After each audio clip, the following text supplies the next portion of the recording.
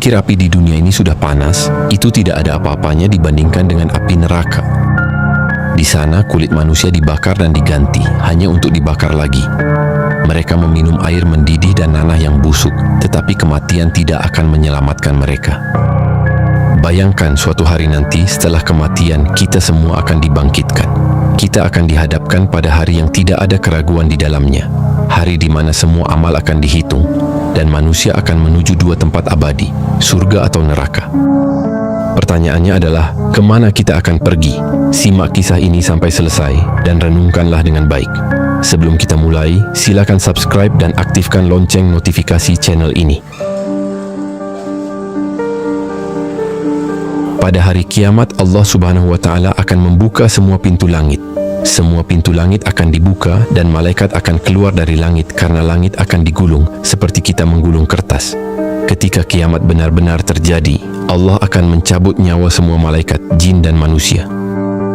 Tidak ada yang tersisa kecuali yang diizinkan oleh Allah Subhanahu wa Ta'ala untuk tidak dihancurkan.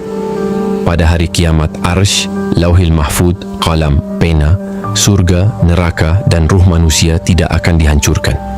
Namun selain itu semuanya akan hancur. Dalam hadis yang diriwayatkan oleh Abu Hurairah radhiyallahu anhu disebutkan bahwa ada 40. Tanpa menyebutkan 40 tahun, 40 bulan atau 40 hari, intinya adalah 40. Kata Abu Hurairah, antara tiupan sangkakala pertama dan tiupan sangkakala kedua, maka semua alam semesta ini akan hancur. Inilah yang disebut kiamat kubra, kiamat besar. Semuanya akan hancur. Para malaikat juga sudah diwafatkan, termasuk malaikat Jibril, Mikail, Israfil. Bahkan malaikat maut juga sudah mati. Tidak ada makhluk yang berakal lagi. Bumi sudah hancur, seluruh alam semesta. Namun, apa yang terjadi? Allah Subhanahu wa Ta'ala berkata, "Sekarang kalian sudah tahu siapa yang berkuasa di alam semesta ini." Tidak ada yang menjawab, tidak ada malaikat, tidak ada jin, tidak ada manusia. Maka Allah menjawab sendiri, pemilik alam semesta ini hanyalah Zat yang Maha Satu, yang Maha Perkasa. Itulah yang difirmankan dalam surah Al-Fatihah, makna raja pada hari pembalasan. Kemudian Allah Subhanahu wa Ta'ala mengatur kembali alam semesta ini untuk menjadi alam akhirat. Maka bumi yang kita pijak sekarang adalah alam akhirat yang akan datang. Setelah itu, Allah akan menggantinya dengan bumi yang baru. Menurut para ulama, bumi ini akan hilang dan datang bumi baru. Hanya bentuknya yang akan diubah, yang tadinya bulat kemudian dibentangkan, sehingga bumi yang sekarang kita lihat memiliki bukit, gunung, lembah, tinggi, dan rendah. Namun ketika Allah menghancurkan, Dia akan menggantinya dengan bumi yang baru. Maka Allah meratakan bumi sehingga tidak ada yang tinggi, tidak ada yang rendah, tidak ada bukit, tidak ada lembah, tidak ada bangunan, tidak ada hutan, dan tidak ada gunung. Semuanya rata. Kenapa Allah meratakannya? Bumi diratakan agar semua makhluk, sejak Adam hingga manusia terakhir yang mati, dapat muat di atasnya. Di bumi ini terdapat lautan, hutan, bukit, dan gunung, dan tidak semua tempat dihuni oleh manusia. Jika bumi tidak diratakan, ketika seluruh manusia dibangkitkan, dari Adam hingga yang terakhir mati, tidak akan ada cukup ruang untuk menampung semua orang. Oleh karena itu, bumi diratakan terlebih dahulu, sehingga ketika dibangkitkan, semua bisa berkumpul. Itulah yang disebut padang mahsyar. Allah Subhanahu wa Ta'ala membangkitkan malaikat Israfil untuk meniup sangkakala yang kedua. Ketika malaikat Israfil meniup sangkakala tersebut, terjadilah hari di mana manusia dibangkitkan dan dikumpulkan. Pada saat itu Allah berfirman, "Kami keluarkan beban-beban bumi." Yang dimaksud adalah bangkai-bangkai manusia. Semua akan terangkat kembali dari tulang ekornya, karena tulang ekor manusia tidak hancur pada hari kiamat. Ketika Allah memerintahkan Israfil untuk meniup sangkakala yang kedua, dari tulang ekor setiap manusia, mereka akan diciptakan kembali. Meskipun semuanya telah hancur pada hari kiamat, tulang ekor manusia tetap utuh, karena disitulah Allah menciptakan kita kembali dan jasad tersebut akan dilempar ke permukaan. Bayangkan dari zaman Adam hingga yang terakhir mati, jasad-jasad itu bergelimpangan di padang mahsyar. Maka Allah Subhanahu wa Ta'ala berfirman, "Dan apabila ruh-ruh dipertemukan dengan tubuh, ruh orang-orang beriman akan diangkat dari iliyin untuk kembali ke jasadnya. Sementara itu, ruh orang-orang kafir akan diangkat dari sijin. Ruh-ruh tersebut kemudian masuk ke jasad-jasad mereka tanpa tertukar. Disitulah manusia dibangkitkan. Ketika manusia dibangkitkan, orang-orang kafir digambarkan dalam surah Yasin, celaka kami, siapa yang membangunkan kami dari tidur kami? Mereka digambarkan seperti laron pada hari itu, terbang tanpa arah. Laron ini jika melihat lampu akan mengejar lampu dan terbang tanpa aturan, saling tabrak satu sama lain.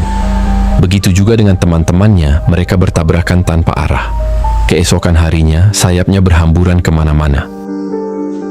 Inilah kondisi manusia pada hari kiamat. Orang-orang kafir lari ke barat dan timur, selatan dan utara tanpa tujuan seperti laron. Pada hari itu, manusia jauh dari saudaranya, dari ibu dan bapaknya, serta dari istri dan anak-anaknya. Semua manusia sibuk dengan urusannya masing-masing, kecuali orang-orang yang beriman. Orang-orang beriman ketika dibangkitkan tidak lari. Di samping mereka sudah ada pasangan, istri, suami, dan kakek mereka. Dan orang-orang yang beriman, yang kemudian diikuti oleh keluarganya, akan kami kumpulkan di satu tempat. Ketika orang-orang beriman melihat orang-orang kafir berlarian ke sana kemari, mereka hanya berkata, inilah janji Allah, Ar-Rahman, dan ucapan para nabi adalah benar. Saat itu akan ada penyeru di tengah padang mahsyar. Manusia akan terfokus pada satu arah, pada satu suara. Allah Subhanahu wa Ta'ala menggambarkan situasi ini seperti belalang yang sedang terbang.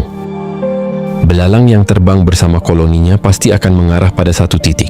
Begitu juga semua manusia akan tertuju pada satu titik. Inilah yang disebut Ardul Mahsyar, tempat kita akan dikumpulkan. Ketika mereka dibangkitkan, Rasulullah SAW bersabda bahwa ketika manusia dibangkitkan, mereka tidak mengenakan celana, tidak berpakaian, telanjang bulat, tidak dikhitan, tidak memakai sandal, dan tidak membawa harta apapun. Siapapun Anda, apakah Anda seorang presiden atau menteri, semua itu tidak berarti. Orang kaya dan orang miskin akan dibangkitkan dalam keadaan yang sama. Pada hari itu, tidak ada perbedaan antara si kaya dan si miskin. Antara pejabat dan rakyat, semua akan dibangkitkan dengan cara yang sama. Lalu, apa yang bisa dibanggakan? Di padang mahsyar, berbagai macam manusia akan dibangkitkan. Ada yang dibangkitkan dalam ukuran kecil, seperti semut di antara orang-orang besar, sehingga mereka harus menghindar dari langkah orang-orang besar. Siapakah mereka? Mereka adalah orang-orang yang sombong di dunia. Mereka merasa besar di dunia, tetapi di akhirat Allah memperkecil mereka. Allah membangkitkan mereka seperti debu di akhirat. Ada juga yang berteriak-teriak, tetapi Allah tidak memandang mereka. Allah tidak akan berbicara dengan mereka dan tidak akan melihat mereka pada hari kiamat. Meskipun mereka berteriak, Ya Rabb, Ya Rabb, Ya Allah, Ya Allah, ada orang-orang yang tidak akan dilihat oleh Allah pada hari kiamat. Ada orang-orang yang tidak akan diajak bicara oleh Allah pada hari kiamat. Ada orang-orang yang lari, tetapi mereka berjalan dengan kepala di bawah, sementara kaki mereka di atas. Bagaimana caranya? Allah Maha Kuasa atas segala sesuatu. Ada juga orang-orang yang dibangkitkan dalam keadaan buta. Mereka akan berkata, Ya Rabbi, Ya Rabbi, ketika di dunia aku bisa melihat. Kenapa di sini aku buta? Berbagai macam orang yang di padang mahsyar akan dibangkitkan. Karena orang yang dibangkitkan itu akan seperti kematiannya. Ada yang ketika di dunia melakukan tindakan bunuh diri. Maka ketika dibangkitkan, di tangannya sudah ada pisau yang sedang menusuk-nusuk tubuhnya. Bayangkanlah, manusia yang dibangkitkan memiliki berbagai bentuk. Setelah itu mereka akan dikumpulkan di satu tempat. Disinilah terjadi faslul khodok. Yang pertama kali terjadi adalah faslul khodok, di mana Allah Subhanahu wa Ta'ala akan mengadakan pengadilan di tengah-tengah manusia. Dan yang pertama kali diadili adalah para nabi. Dengan cara apa? Orang-orang kafir dari umat Nuh berkata, Ya Rob, Nuh tidak pernah menyampaikan risalah kepada kami. Mereka berusaha berdusta. Kemudian Allah Subhanahu wa Ta'ala berkata, Wahai Nuh, lihatlah, apakah engkau belum pernah menyampaikan risalahku kepada mereka? Kenapa engkau tidak menyampaikannya? Bahkan Nuh menjawab, Ya Rob, aku sudah menyampaikannya. Jika engkau tidak percaya, aku memiliki saksi. Maka Allah Subhanahu wa Ta'ala berkata, datangkan saksi. Lalu Nuh alaihissalam meminta Nabi Muhammad SAW untuk menjadi saksi bahwa Nuh telah menyampaikan risalahnya. Allah pun memanggil Nabi Muhammad SAW, Wahai Muhammad, mengapa kau mau menjadi saksi untuk Nuh alaihissalam? Bukankah engkau hidup di zaman yang jauh setelahnya dan tidak hidup di zamannya Nuh? Bagaimana kau bisa menjadi saksi bagi mereka? Rasulullah SAW menjawab, "Ya Rabb, aku tidak hidup di zamannya Nuh, tetapi aku yakin bahwa Nuh telah menyampaikan risalahnya." Allah bertanya, "Apa yang membuatmu yakin bahwa Nuh telah menyampaikan risalahnya?" Rasul menjawab, "Karena engkau yang mengatakan demikian, ya Rabb." Kemudian Rasul membacakan ayat Al-Quran yang menyatakan bahwa Nuh telah menyampaikan risalahnya. Allah pun berkata, "Benar, engkau dan mereka telah berkata demikian." Lalu proses ini berpindah kepada nabi berikutnya dan seterusnya hingga diakhiri dengan Isa ibnu Maryam, nabi terakhir dari Bani Israel. Ini adalah isyarat bahwa Nabi Muhammad akan menjadi saksi bagi seluruh para nabi. Setelah itu Nabi Muhammad dimintai pertanggungjawaban, dan barulah Allah Subhanahu wa Ta'ala menoleh kepada umatnya, umat Nabi Muhammad. Allah Subhanahu wa Ta'ala akan bertanya kepada umat Nabi Muhammad, dan dia akan memperlihatkan kepada kita semua perbuatan yang pernah kita lakukan di bumi yang akan tampak di akhirat. Kemudian Allah Subhanahu wa Ta'ala memberikan catatan kepada setiap hambanya. Ketika Allah berkata, "Bacalah bukumu," maka dia pun akan membaca apa yang telah dilakukannya. Ingatlah akan keistimewaan hari kiamat, di mana Allah mengembalikan memori hafalan manusia.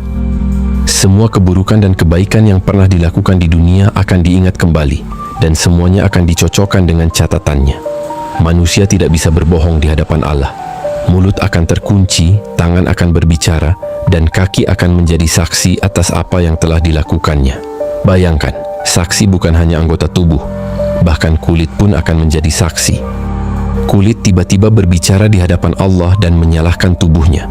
Akhirnya tubuh mengkritik kulit dan berkata, "Mengapa engkau, wahai kulit, menjadi saksi bagi tubuhmu sendiri?"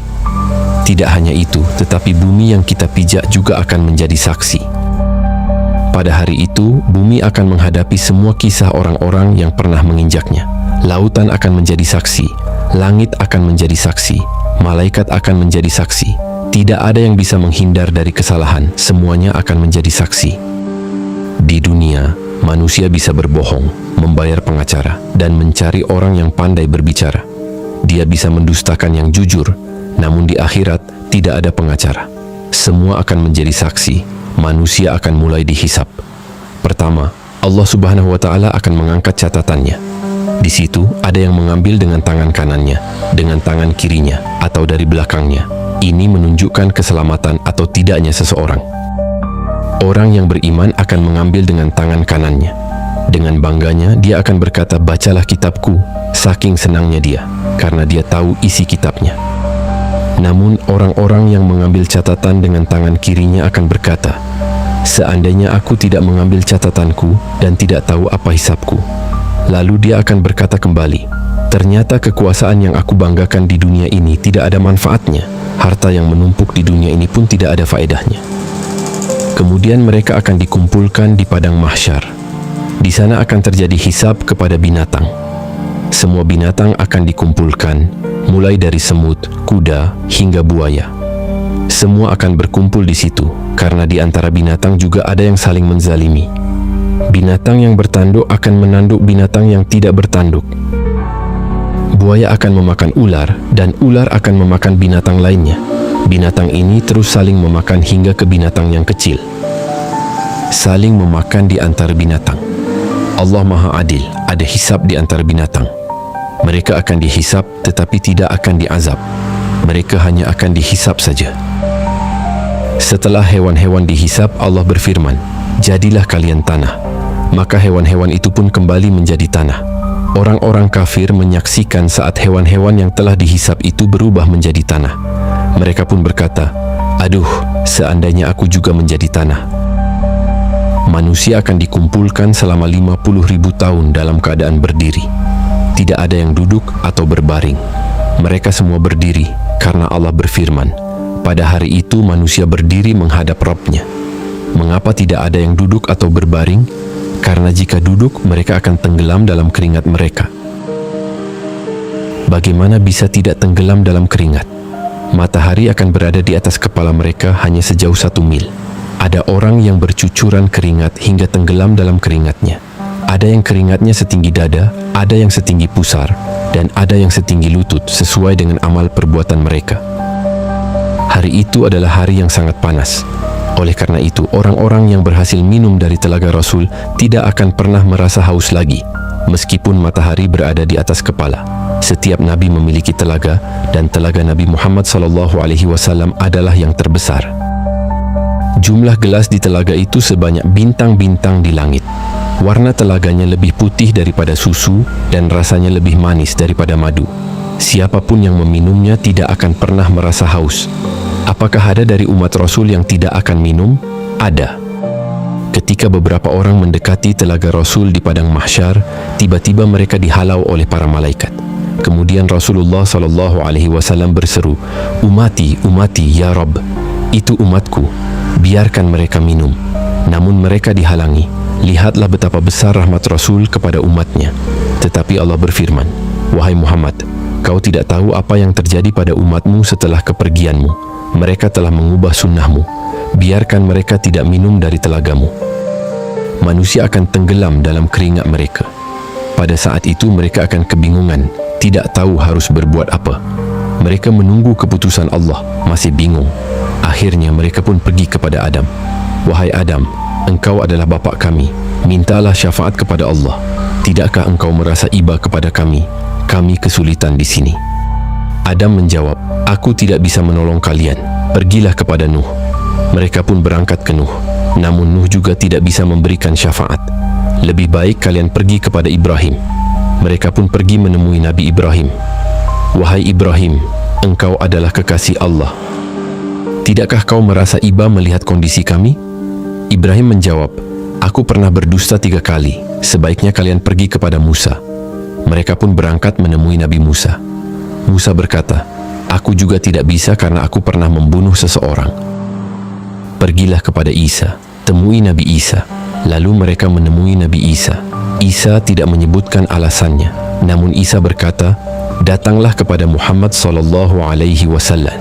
Mereka pun datang kepada Rasulullah. Kemudian Rasulullah berkata, "Akan kucoba." Rasulullah sujud di bawah arasy Allah dengan sujud yang lama, hingga Allah datang dan berfirman, "Angkat kepalamu, wahai Muhammad." Kembali ke proses hisab, terdapat 2 jenis hisab. Yang pertama disebut hisaban yasiro, yang merupakan hisab yang mudah. Yang kedua adalah hisaban asiro, yang merupakan hisab yang sulit. Selain itu ada kelompok yang tidak dihisab sama sekali. Rasulullah pernah menunjukkan bahwa dari 70.000 umatnya, mereka tidak dihisab dan tidak diazab, langsung masuk surga. Kemudian ditanyakan siapa mereka yang tidak dihisab itu, wahai Rasulullah. Rasulullah menjawab bahwa mereka adalah orang-orang yang tidak meminta ruqyah, tidak percaya pada takhayul, percaya sial, tidak melakukan pengobatan dengan kai, besi panas, dan mereka selalu tawakal sepenuhnya kepada Allah. Mereka adalah orang-orang yang masuk surga tanpa hisab dan azab, dan mereka tidak akan dikumpulkan di padang mahsyar, melainkan langsung masuk surga. Namun orang-orang yang mengalami hisab, baik yang sulit maupun yang mudah, tetap berada di padang mahsyar, meskipun tidak sampai 50.000 tahun. Lama hisab tergantung pada kesulitan hisabnya. Jika hisabnya mudah, prosesnya cepat, karena umat Islam yang beriman akan dihisab dengan cepat. Allah hanya menghisab mereka selama setengah hari, tidak sampai 50.000 tahun, hanya setengah hari dalam kehidupan akhirat. Setengah hari di akhirat setara dengan 500 tahun di dunia. Allah berfirman bahwa 1 hari di akhirat setara dengan 1000 tahun di dunia, sehingga setengah harinya menjadi 500 tahun. Orang yang beriman hanya akan dihisab dari setelah zuhur hingga setelah ashar, yang merupakan setengah hari di kehidupan akhirat. Oleh karena itu, orang-orang miskin akan lebih dahulu masuk surga setengah hari dibandingkan orang kaya. Mengapa demikian? Karena mereka akan ditanya dari mana mereka mendapatkan harta tersebut dan kemana mereka membelanjakannya. Banyak pertanyaan yang akan diajukan. Apa yang pernah dimakan akan ditanyakan. Begitu juga dengan apa yang pernah diminum. Allah berfirman agar manusia melihat makanan yang dimakannya, karena semua akan ditanyakan. Dalam Al-Quran, surah At-Takasur, Allah menyatakan bahwa pada hari kiamat, semua nikmat yang Allah berikan kepada kita akan ditanyakan. Dan ingat, hisab itu ada 2 cara. Orang yang berdebat dalam hisabnya akan celaka dan pasti masuk neraka. Jika seseorang berdebat dengan Allah saat hisab, maka dia akan celaka. Misalnya Allah bertanya, "Aku telah memberimu mata, sudahkah kau syukuri?" Dia menjawab, "Belum ya Rabb." Allah juga akan bertanya tentang telinga yang diberikan sebagai amanah. "Kau gunakan untuk apa? Untuk maksiat atau untuk ketaatan?" Jika dia menjawab, "Untuk maksiat ya Rabb," maka celakalah dia. Namun jika dialog tersebut tidak terjadi dan dia hanya mengiyakan, misalnya, "Bukankah dulu di bumi aku berikan segalanya?" dan dia menjawab, "Betul ya Rabb," tanpa membantah, maka Allah akan mengatakan, "Aku ampuni dosa-dosamu." Ini disebut hisaban yasiro, yaitu hisab yang mudah. Kemudian ketika semua dihisab, datanglah mizan, yaitu timbangan. Siapa yang memiliki timbangan kebaikan yang berat, maka dia akan berada dalam kehidupan yang diridai dan masuk surga. Namun siapa yang berat timbangan keburukannya, pasti akan masuk neraka. Setelah penimbangan dilakukan, manusia akan dikelompokkan sesuai dengan sesembahan mereka masing-masing. Mereka semua akan ditanya, "Apa yang kamu sembah selama di dunia?" Bagi yang menyembah pohon, akan bersama pohon itu. Yang menyembah gajah, akan bersama gajah itu. Yang menyembah batu, akan bersama batu itu. Semua orang akan dikelompokkan dengan sesembahan mereka. Ketika orang-orang kafir, munafik dan beriman sudah terpisah, Allah berfirman, "Bawa orang-orang kafir itu ke neraka Jahannam." Jadi orang-orang kafir akan dimasukkan ke neraka secara berombong-rombong. Mereka tidak akan sempat melewati Siratal Mustaqim, padahal Allah berfirman, "Kalian pasti akan melewatinya." Namun orang kafir langsung masuk neraka tanpa melewati titian tersebut. Ketika orang-orang musyrik dan kafir sudah dimasukkan ke neraka, hanya tinggal orang beriman dan munafik. Saat itu Allah akan membagikan cahaya. Setiap orang akan mendapatkan cahaya sebagai bekal untuk meniti titian mustaqim, karena titian itu gelap. Neraka Jahannam juga gelap dan titian itu terbentang di atasnya. Allah Subhanahu wa Ta'ala berfirman, ketika dia datang menemui makhluknya di padang mahsyar, malaikat berbaris rapi. Allah berfirman, "Tarik Jahannam ke sini." Jahannam pun ditarik, memiliki 70.000 tali kekang, dan satu tali kekang ditarik oleh 70.000 malaikat besar. Kemudian Jahannam dihadapkan kepada manusia, dan Allah membentangkan Siratul Mustaqim, yaitu jembatan yang terbentang di atas neraka Jahannam. Jembatan itu lebih halus dari rambut dan lebih tajam dari pedang. Bahkan, jembatan itu akan berlenggak-lenggok, bergerak, dan tidak diam, serta licin. Hanya orang-orang yang ditakdirkan dapat melintasi titian itu. Yang pertama meniti jembatan adalah Nabi Muhammad SAW. Setelah Nabi Muhammad meniti sirat, beliau akan berdiri di ujung titian, di kontoroh. Setiap kali umatnya melewati, Rasulullah berdoa, "Ya Rabbi, selamatkan, selamatkan." Beliau sangat mengasihi umatnya. Ada yang melewati titian sirat dan langsung sampai di ujung sana. Ada yang melewati seperti angin, ada yang seperti kuda balap, tiba-tiba sudah sampai di ujung. Ada yang berlari sangat cepat, ada yang merangkak, ada yang terjatuh, dan ada yang jatuh ke neraka Jahannam. Ada juga yang baru melangkahkan kaki dan langsung jatuh ke neraka Jahannam. Rasulullah berkata saat duduk bersama para sahabatnya, terdengar suara yang sangat besar. Rasulullah bertanya, "Tahukah kalian suara apa itu?" Para sahabat menjawab, "Kami tidak tahu, wahai Rasul." Rasulullah menjelaskan, itu adalah batu sebesar unta yang jatuh dari titian 70.000 tahun yang lalu dan baru sampai sekarang di inti neraka Jahannam. Artinya, jika seseorang jatuh dari titian menuju neraka Jahannam, ia akan memerlukan waktu 70.000 tahun untuk sampai ke dasar Jahannam, na'udzubillah. Maka, satu persatu orang-orang beriman diberikan cahaya. Orang munafik juga diberikan cahaya, tetapi cahayanya kadang padam, kadang menyala. Saat mereka berjalan, mereka berkata, "Hai orang beriman, tunggu sebentar, aku ingin mengikuti cahayamu." Orang beriman menjawab, "Ambil saja cahaya yang ada di belakangmu." Di dunia orang munafik bisa menipu orang beriman. Namun di titian Siratul Mustaqim, orang beriman tidak akan tertipu lagi. Setelah semua menyeberangi, mereka tiba di sebuah tempat bernama Kontoroh, yang berada di depan pintu surga. Orang beriman tidak akan merasa lelah ketika sampai di sana. Di sini terdapat kisos. Disinilah Nabi Muhammad SAW bertanya kepada sahabatnya, "Tahukah kamu siapa yang bangkrut dari umat ini?" Orang yang bangkrut adalah mereka yang datang pada hari kiamat dengan membawa pahala sholat, zakat, dan sedekah. Tetapi di sisi lain, mereka pernah menzolimi orang lain, mengambil harta orang lain, mencaci orang lain, menumpahkan darah orang lain, dan merendahkan orang lain. Akhirnya di Kontoroh ini terjadi kisos.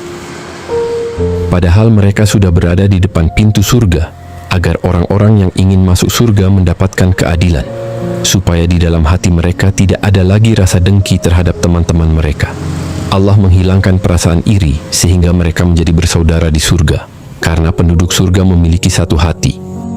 Di bumi, manusia seringkali memiliki rasa dengki, marah, dan emosi. Agar semua itu tidak ada, maka terjadi kesos di sini. Dulu kau sudah memukulku, sini kamu. Mana pahalamu? Pahalanya diambil. Ketika dia sudah tidak memiliki pahala lagi karena telah diberikan kepada banyak orang dan sering berbuat zalim di dunia, dia akan berkata, mana pahalamu? Maka dia akan menjawab, aku tidak punya pahala lagi, sudah habis. Jika kebaikannya sudah habis, maka dosanya akan dilemparkan kepadanya. Padahal dia sudah berada di kontoroh, tinggal sedikit lagi untuk masuk surga, tetapi dia dilempar kembali ke belakang, ke neraka. Di kontoroh ini, kisos hanya terjadi di antara orang-orang beriman. Jika kisos terjadi dengan orang kafir, atau berbuat zalim kepada binatang, atau sebaliknya, ini terjadi sebelum titian sirot. Namun di kontoroh, di depan pintu surga, hanya berlaku untuk orang beriman saja, karena mereka sudah hampir masuk surga. Bahkan orang-orang yang dibunuh akan datang menghadap Allah tanpa kepala. Dalam hadis Abdullah ibnu Abbas, tangan kirinya membawa kepalanya. Meskipun di dunia tidak dibunuh dengan cara dipenggal, pada hari kiamat orang yang dibunuh akan tampil seperti itu. Lehernya tidak ada, kepalanya dipegang oleh tangan kirinya, dan tangan kanannya menyeret orang yang membunuhnya. Kemudian mereka menghadap Allah dan bertanya, mengapa dia membunuhku? Mengapa dia bisa membunuhku? Dan bayi-bayi yang dibuang hidup-hidup kemudian mati, seperti anak-anak yang lahir dari hasil zina. Mereka merasa malu, lalu anak-anak itu dibuang ke selokan atau ke dalam kardus, hingga akhirnya bayi-bayi itu meninggal. Allah berfirman, bayi-bayi itu akan menghadap Allah dan berkata, tanyakan kepada ibuku, mengapa dia membunuhku? Tanyakan kepada bapakku, mengapa dia membunuhku? Semua ini akan diceritakan dengan hati-hati. Namun, jika sudah tidak ada lagi kisah di antara orang-orang kafir dan orang-orang beriman, atau sebaliknya antara manusia dan binatang, maka kisah antara orang-orang beriman akan berakhir. Manusia akan berkerumun di pintu surga, saling berdesakan meskipun mereka sudah dipastikan masuk surga dan tidak mungkin masuk neraka. Namun, mereka tidak bisa masuk surga karena pintu surga tertutup. Semua nabi berusaha membuka pintu tersebut, tetapi tidak bisa, karena malaikat Ridwan tidak mengizinkan. Tiba-tiba di antara orang-orang yang sudah dipastikan masuk surga, muncul seorang laki-laki, yaitu Nabi Muhammad SAW. Nabi Muhammad SAW mendekati pintu surga dan mengetuknya, mengucapkan Assalamualaikum. Malaikat Ridwan menjawab, Waalaikumsalam. Ridwan bertanya, siapa kamu?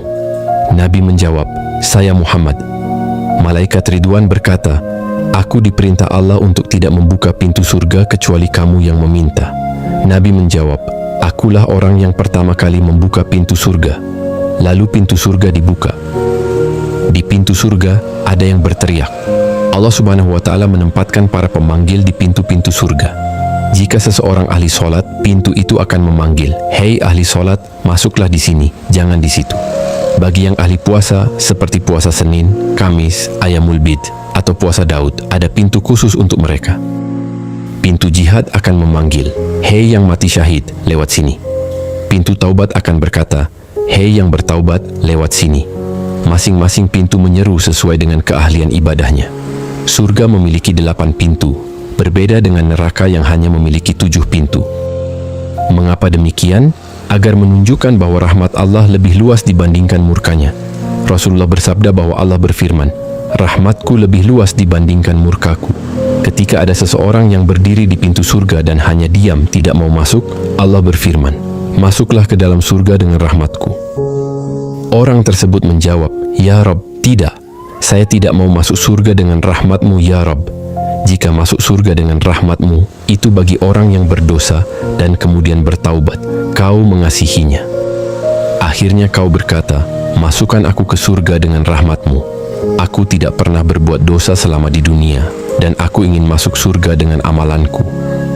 Dia merasa bangga dengan amalannya dan berkata, karena aku tidak pernah berbuat dosa, masukkan aku dengan amalanku. Allah pun bertanya, baik, berapa banyak amal yang kau miliki? Setelah dihitung, ternyata amalannya tidak sebanding dengan satu nikmat yang Allah berikan, yaitu nikmat penglihatan.